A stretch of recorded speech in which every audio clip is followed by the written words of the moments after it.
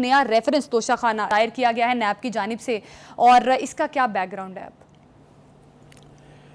دیکھیں گزارش یہ ہے کہ یہ ایک تو یہ کہ پہلا نہیں ہے، اس سے پہلے بھی توشہ خانہ کا ریفرنس جو ہے اور کیس جو ہے وہ خان صاحب کے اوپر جو ہے وہ آلریڈی چل رہا ہے. ایک میں سے تو ان کو بری کر دیا گیا ہے، آپ کو یاد ہے، سزا دینے کے بعد. بہرحال اس کی بھی اپیل ہوئی بھی ہے، اب دیکھتے ہیں اس کا کیا ہوتا ہے. میرا خیال یہ ہے کہ تھوڑا سا اگر ہم آج اپنے ناظرین کو تھوڑا سمجھانے کی کوشش کریں کہ یہ توشہ خانہ یہ ہے کیا. جی توشہ خانہ ایک سرکاری یعنی محکمہ ہے جہاں جو تحائف ملتے ہیں جب پاکستان کے صدر یا وزیر اعظم کہیں دوروں پر جاتے ہیں وفود کے ساتھ، جی تو ان کو جو تحائف ملتے ہیں اس کی دو مختلف نوعیتیں ہیں. ایک نوعیت تو یہ ہے کہ آپ کو ذاتی حیثیت میں انہوں نے دے دیا، آپ کو بھی دی، گھڑی دے دی، آپ کے ساتھ وفود کے جو ممبر ہیں ان کو بھی دے دی، پرفیومز دے دیے اینڈ وغیرہ وغیرہ، چھوٹی موٹی چیزیں جو گفٹڈ ہیں جو آپ کو ذاتی طور پہ دی جاتی ہیں. ٹھیک. دوسری ایک گفٹ کی نوعیت وہ ہے جو ریاست پاکستان کو دی جاتی ہے.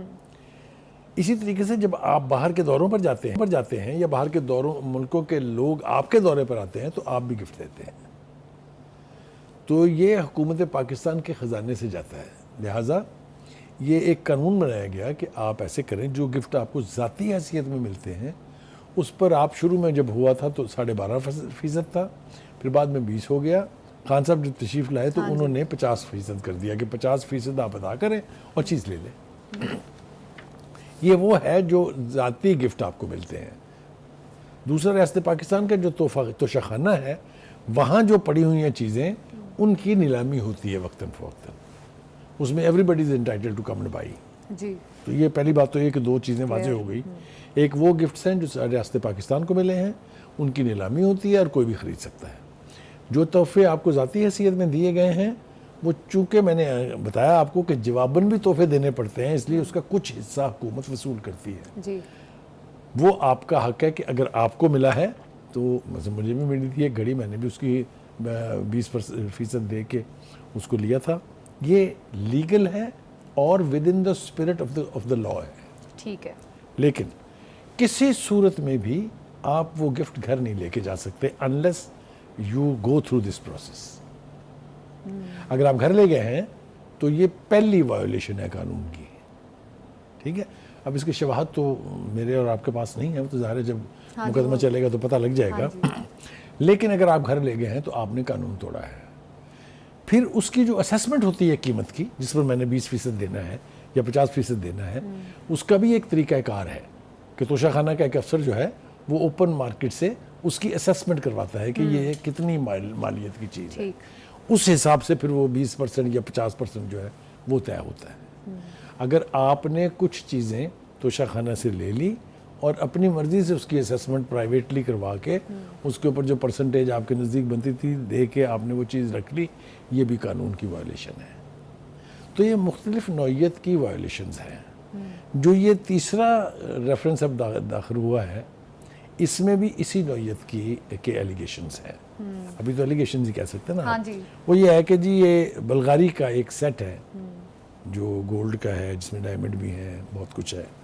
بڑی تفصیل یہاں پر دی ہوئی ہے، وہ ہم تھوڑی دیر کے بعد ذرا اپنے ناظرین کو بتائیں گے، بلکہ میرے خیال سے ابھی ساتھ ہی بتا دیں. دیکھیے جی وہ کہتے ہیں کہ 28 مئی 2021 کو یہ بلغاری کا جو جیولری سیٹ کی ٹوٹل قیمت 7,56,61,600 روپے پاکستانی بنتی ہے. جیولری سیٹ میں شامل ہار کی قیمت 5,64,96,000 بنتی ہے. جیولری سیٹ میں بالیوں کی قیمت 1,50,65,600 روپے بنتی ہے. توشہ خانہ کے رولز کے مطابق 50% دے کر بلغاری سیٹ کی قیمت 3,57,65,800 بنتی تھی. ٹھیک ہے. اور وہ یہ کہتے ہیں کہ اس طرح سے اس کی کم قیمت لگوا کے قومی خزانے کو 3,28,51,300 روپے کا نقصان پہنچایا گیا ہے. ٹھیک ہے. یہ تو نیب جو میں نے جس طرف اشارہ کیا تھا کہ اگر آپ اس کی پرائیویٹلی اسیسمنٹ کرا لیتے ہیں اور اس کے اوپر دے دیتے ہیں 50%، تو وہ بھی قانون کی وائلیشن ہے. ٹھیک ہے. تو یہ جو گیا ہے وہاں پر، یہ ماشاءاللہ اگر ہم دیکھیں تو ایویڈنس کے اعتبار سے آئی ڈونٹ نو ویدر یہ ثابت ہو پائے گی کورٹ میں. ہاں جی یہ تو بھی کیونکہ کورٹ کے بارے میں بھی میرے خیال سے اگر تھوڑی سی بات کر لی جائے. جی جی دیکھیں ابھی تک کیا ثابت ہوا ہے کہ آپ جتنی مرضی اسٹرانگ ایویڈنس لے آئیں, جتنے مرضی اسٹرانگ گواہان لے آئیں, الٹیمیٹلی جب اس نے اسلام آباد ہائی کورٹ تک پہنچنا ہے تو پتہ چلنا ہے کہ بری ہو گئے. اچھا میرا خیال ہے اب تو اگر آپ کراؤن پرنس کو یہاں بلا کے ذاتی گواہی بھی دلا دیں تو سپریم کورٹ اسلام آباد ہائی کورٹ انتظار میں بیٹھی ہوگی کہ کبھی یہ ہمارے پاس آئے اور حضرت صاحب کو فری مطلب ہے باعزت طور پہ بری کرنے کا فریضہ سر انجام دیں. آج تو اسلام آباد ہائی کورٹ کے جج جو ہیں یہ ہے ہماری ہسٹری توشہ خانہ کے حوالے سے اور خان صاحب کے حوالے سے. اچھا سوری فار انٹرپشن بخاری صاحب.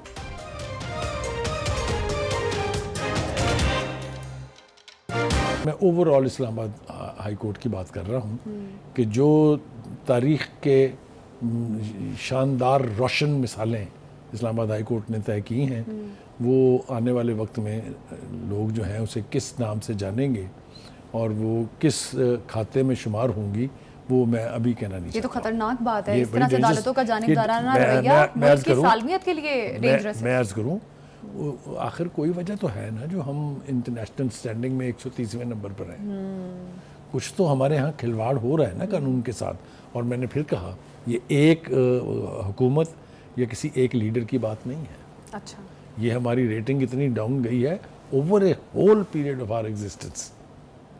تو اس لیے مگر اب جو مثالیں قائم کی جا رہی ہیں وہ میرے خیال سے ضد لگی ہوئی ہے کہ پچھلے سارے ریکارڈ توڑنے ہیں. اچھا جی بخاری صاحب یہ بشرا بی بی کو جو 9 مئی سے متعلق کیسز تھے ان پر دیکھیے گزارش یہ ہے میں نے پہلے بھی عرض کیا ایک تو ہوتا ہے کہ ایک باقاعدہ کورٹ پروسیڈنگز ہوں, باقاعدہ ایویڈنسز جو ہیں وہ سنی جائیں, باقاعدہ گواہیوں 12 مقدمات جو اس کی دیکھی جائیں. پہلی بات تو یہ کہ ہم نے یہ بار بار کہا ہے کہ اگر آپ جعلی مقدمے بنائیں گے جس میں سبسٹنس نہیں ہوگی عدالتیں ان کو اڑا دیں گی. اچھا جعلی مقدمات بنے ہیں اس کا مطلب ہے ان پہ جعلی مقدمات کب کسی سابقہ حکومت کے لیڈران کے خلاف نہیں بنے.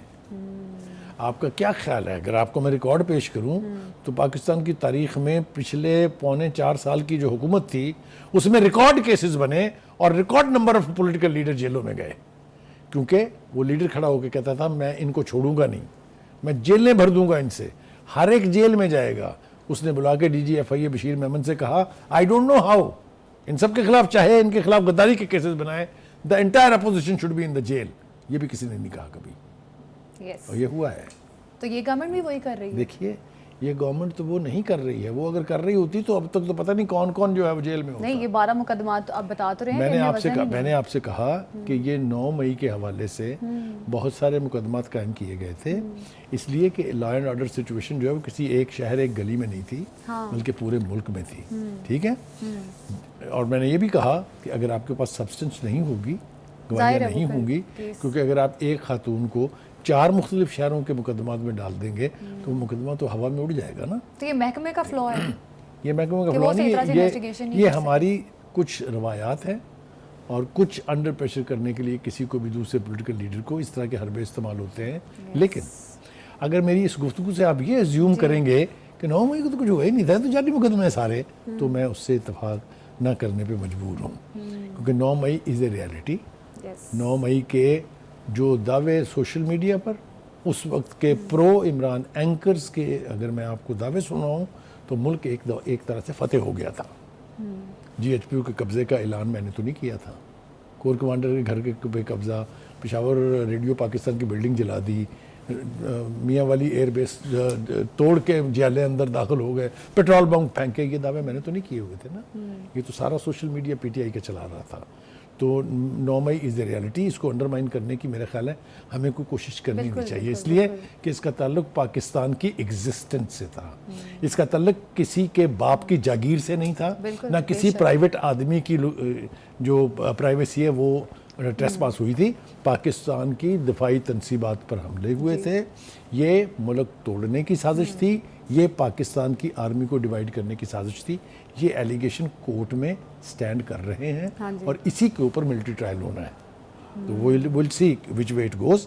بٹ یہ تاثر دینا کہ نہیں ہمیں کچھ ہوا ہی نہیں تھا, جیسے خان صاحب نے کہہ دیا, یہ کون لوگ ہیں, یہ کون تھے بھائی, مجھے تو نہیں پتا.